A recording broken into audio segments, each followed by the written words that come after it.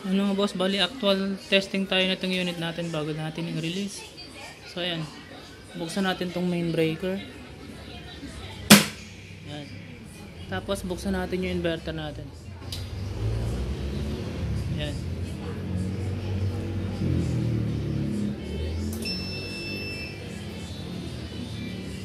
So ayan, wait lang natin magto 20. So ayan, tapos na. Tapos naka 6 Hz na tayo. Saksak natin itong saksakan natin, yung outlet. Ayan. Tapos buksan natin yung input. Ito solar. Ayan, nakabukas na yun. Bale, ito yung out nya. Tapos ito, nilagay ko lang external. So, ayan, may output na yan. Ito yung wire nya. Pupunta siya dito. Ayan. Ayan. Paganahin natin yung aircon natin kung kaya ba yung aircon natin. Ito yung 1 horsepower na non-inverter. Ayan. So ayan, maandar na siya. Ayan, yung mga bossing. Actual consumption niya is 516 sa ngayon. Tapos tingnan natin dito.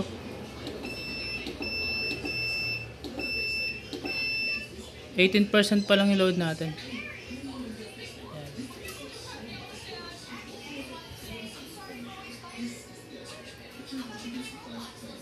Ayan, pamaya tataas na yan kasi lumalamig na yung aircon natin.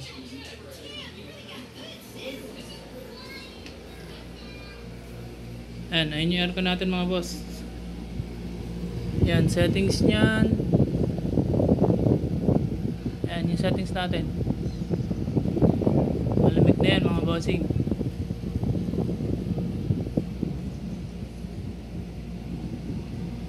Yan.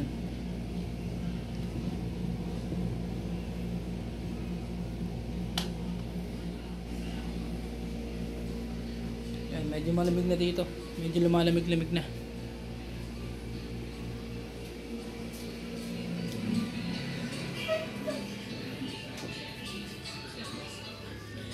Ayan, 600 watts na load natin.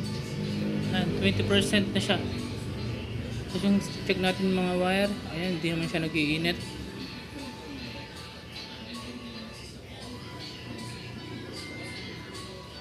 Ayan yung load natin, 629 na. Ayan, nagka 21% na.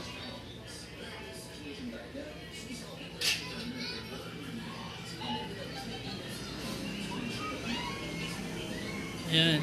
Ito yung 3 kW natin na 24 volts. Ang continuous, kaya nito continuous load 2,500 watts maximum nya.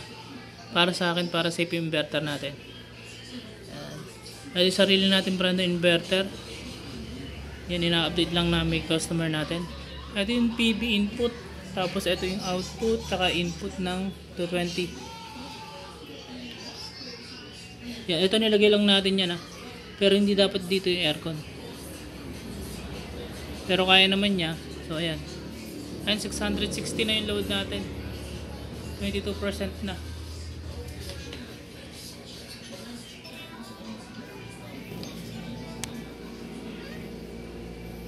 Ayan, so malamig na dito mga bossing. Testingin nga natin ano ba natin gawin? Cooler nga natin. Yan. Number 7, cooler.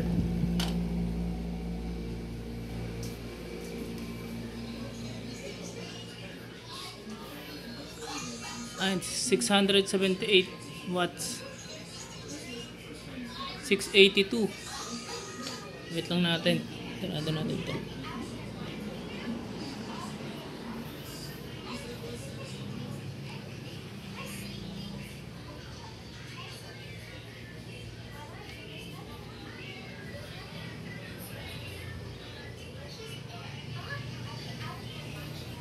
Tingnan natin yung load natin. Battery natin 26.2.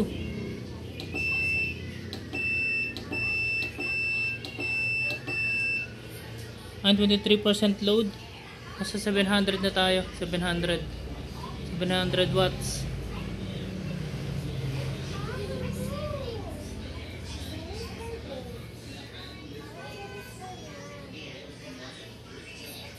Yan. Bali ito hindi pa natin napinturahan, no? Testing kasi natin.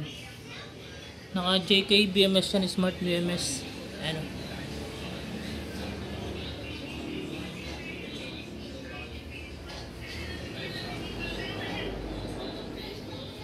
Load natin 718, 721. Dito ay yan, malamig na. Malamig na dito sa kwarto. Yan, malamig na dito mga sir. Yan, kayang-kaya. Pwede pang sabayan ng rep. Rep TV electric pan, kayang-kaya niya mga boss.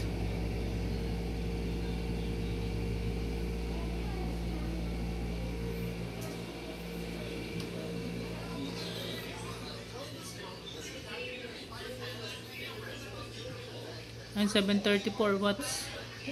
So ito yung update natin sa may mga order at ito na po, na-testing na natin. So ayan, thank you sa lahat ng gusto mag-order ng ganito. Message po kayo agad. Ayan, 744 watts na. Pataas pa yan hanggang mamaya. So yan, hanggang 2,500 watts yung kaya nito. Ito may watt meter naman tayo para makita nyo mga wire natin. So far hindi naman siya nag-iinit. Goods na. Yan, malamig na. So ito muna yung update natin mga boss. Thank you.